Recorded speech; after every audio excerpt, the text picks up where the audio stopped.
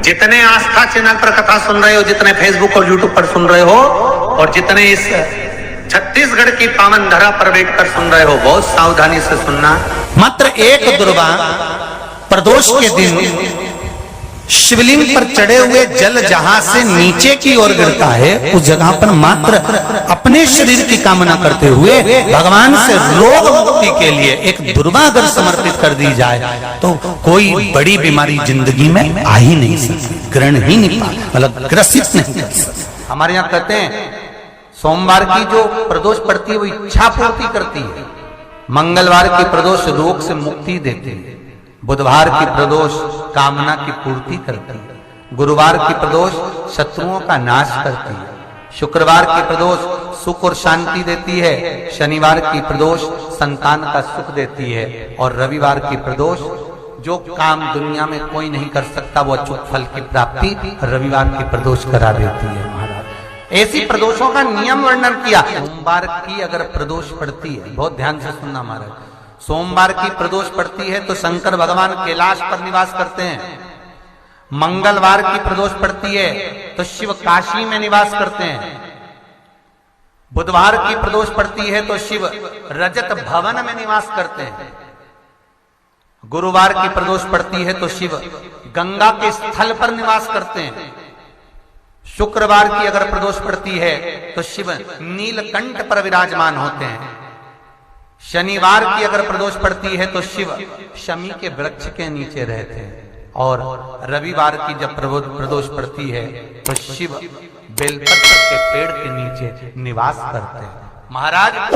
ये एकादशी शंकर से कह रही है कि आपका स्थान ये नहीं कि आप कैलाश पर मिले, उस बार को उस तिथि के दिन चाहिए। भगवान कहते ठीक है तू थोड़ी देर खड़ी हो। एकादशी सम्मुख खड़ी हुई, पार्वती जी ने जिस अंगुष्ठ का जल पीने के लिए लिया था हाथ में, बस पीने ही वाली थी, शंकर भगवान ने वही हाथ में जल लेकर एकादशी के हाथ में उसको देकर कहा, ले ये मेरे द्वारा निर्मित एक व्रत है जिसे त्रयोदशी के दिन तूने मांगा है, मैं तुझे देता हूं, आज इस व्रत का फल मैं तुझे प्रदान करता हूं। अब तू जिस जीवात्मा को लेकर जाएगी उसका पाप प्रबल नहीं होगा।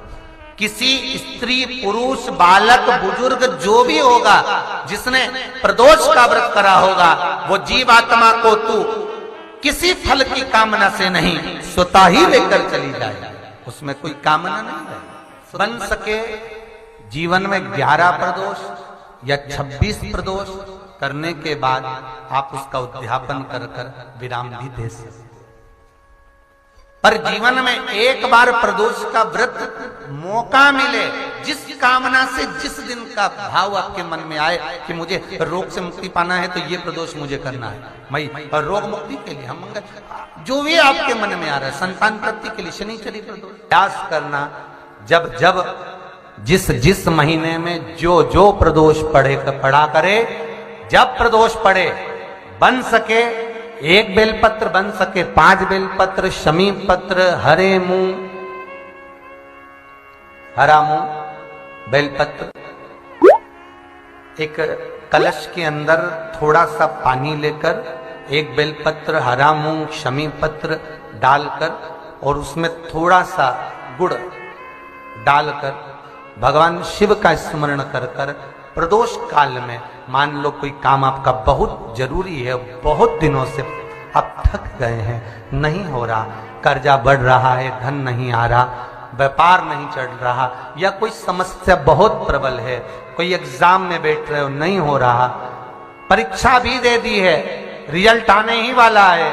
तो भी प्रदोष काल में प्रदोष के समय वो जल मूंग, शमी पत्र और बेलपत्र और गुड़ का शंकर के शिवलिंग को समर्पित करना प्रारंभ कर दो।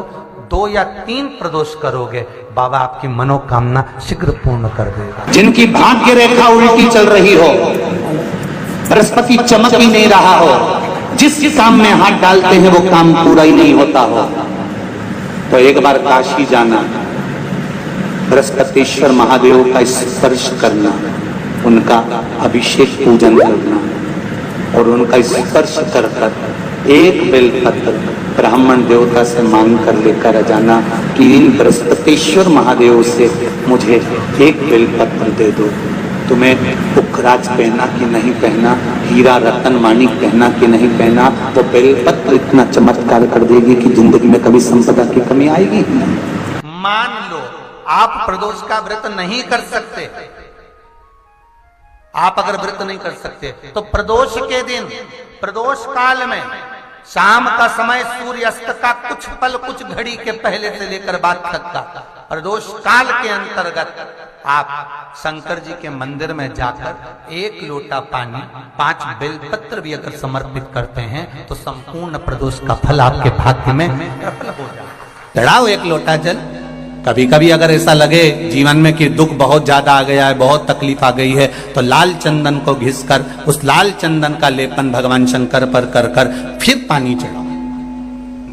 अगर कोई संकट भारी है और निकट, जैसे किसी नारी का गर्भ नहीं ठहर रहा, 15 साल हो गए, 20 साल हो गए, 25 साल, जैसे इसने लिखा एक माता ने कि 18 साल की बेटी हो गई थी पर संतान में पुत्र नहीं, तो उसने भाव से कथा सुनी। ऐसे आपके भीतर अगर 20 साल हो गए, 25 साल हो गए, 30 साल हो गए, संतान का सुख ही नहीं है, लाल चंदन का लेपन बाबा भोलेनाथ पर करना प्रारंभ करो। पीठिका पर लाल चंदन का लेपन करना प्रारंभ करो। लाल चंदन से बाबा का श्रृंगार करना प्रारंभ करो। एक बेलपत्री पर लाल चंदन, दोनों पत्ती नीचे वाली, जो नीचे की जो 2 पत्ती होती है इस पे लाल चंदन, और बीच वाली पत्ती पर पीला चंदन लगाकर बाबा के शिवलिंग को समर्पित करिए। बाबा से प्रार्थना करिए, रोज प्रार्थना करो। परंतु एक बात का स्मरण रहे, 25 साल हो गए, 20 साल हो गए, 30 साल हो गए, संतान नहीं, तो पहले जल से अभिषेक कराना, अभिषेक कराकर उस जल का आचमन करने के बाद हाथ को खासा करना, धोना, उसके बाद में फिर वापिस बाबा का स्नान कराओ, फिर चंदन का लेपन कराओ, फिर 1 लोटा जल चढ़ाकर बाबा का स्नान कराओ। बाबा का बड़ा सुंदर भाव से लाल चंदन से जो अभिषेक करता है, बाबा को लेपन कर कर फिर जल चढ़ समर्पित करता है, निश्चित है उसकी गोदी मेरा देव अधिदेव महादेव जरूर भरता है। ये निश्चितता है। हम तो बेटियों से भी कहते हैं, जिसका विवाह नहीं हो रहा हो, 25 साल, 30 साल, 27 साल, 28 साल, 32 साल, 40 साल हो गए हो, नहीं हो रहा हो बेटा बेटी का विवाह, उसे लाल चंदन का प्रयोग अशोक सुंदरी वाली जगह पर 7 बिंदी लाल चंदन की लगाकर 7 बेलपत्र 7 बिंदी पर रखिए और महाराज अपनी कामना कर कर भगवान से आइए। बाबा देगा, करेगा, 3-4 महीने में विवाह पक्का करेगा।